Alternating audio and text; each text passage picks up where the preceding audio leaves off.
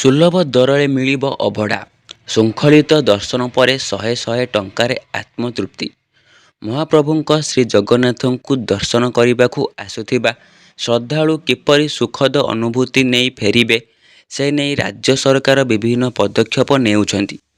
ଏହି କ୍ରମରେ ଆସନ୍ତା 20 ତାରିଖରୁ ଧାଡ଼ି ଦର୍ଶନ ଆରମ୍ଭ ହେବାକୁ ଥିବାବେଳେ ମହାପ୍ରଭୁଙ୍କ ଦର୍ଶନ ପରେ ଶ୍ରଦ୍ଧାଳୁମାନେ କିପରି ଆନନ୍ଦ ବଜାରରେ ସୁଲଭ ମୂଲ୍ୟରେ ଅବଢ଼ା ପାଇପାରିବେ, ସେ ଦିଗରେ ସରକାର ପଦକ୍ଷେପ ନେବେ।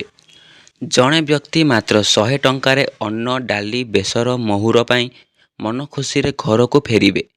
ଏନେଇ ପ୍ରସ୍ତୁତି ଆରମ୍ଭ ହୋଇଛି ବୋଲି ଶ୍ରୀ ଜଗନ୍ନାଥ ଚେତନା ଗବେଷଣା ପ୍ରତିଷ୍ଠାନ ପକ୍ଷରୁ CSIR IMMD ପରିସର ଅନୁଷ୍ଠିତ ଅନ୍ତର୍ଜାତୀୟ ଶ୍ରୀ ଜଗନ୍ନାଥ ଚେତନା ମହୋତ୍ସବର ଉଦ୍ଯାପନ ସମାରୋହରେ ମୁଖ୍ୟ ଅତିଥି ଭାବେ ଯୋଗଦେଇ ଆଇନ ମନ୍ତ୍ରୀ ପୃଥ୍ୱୀରାଜ ହରିଚନ୍ଦନ କହିଛନ୍ତି।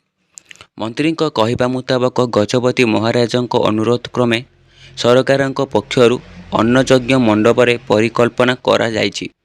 ଶୃଙ୍ଖଳା ଦୃଷ୍ଟିକୋଣରୁ ଶ୍ରୀମନ୍ଦିରର ନୀତି ପାଇଁ ବିଭିନ୍ନ ବନ୍ଦୋବସ୍ତକୁ ବନ୍ଦ କରାଯାଉଛି। ଅନ୍ତତଃ ଶ୍ରୀମନ୍ଦିରକୁ ଆସୁଥିବା ଶ୍ରଦ୍ଧାଳୁମାନେ ଏହି ଅନ୍ନଯଜ୍ଞ ମଣ୍ଡପରେ କିଭଳି ଅନାୟାସରେ ପ୍ରସାଦ ପାଇବେ, ସେ ନେଇ ସରକାର ଚିନ୍ତା କରୁଛନ୍ତି।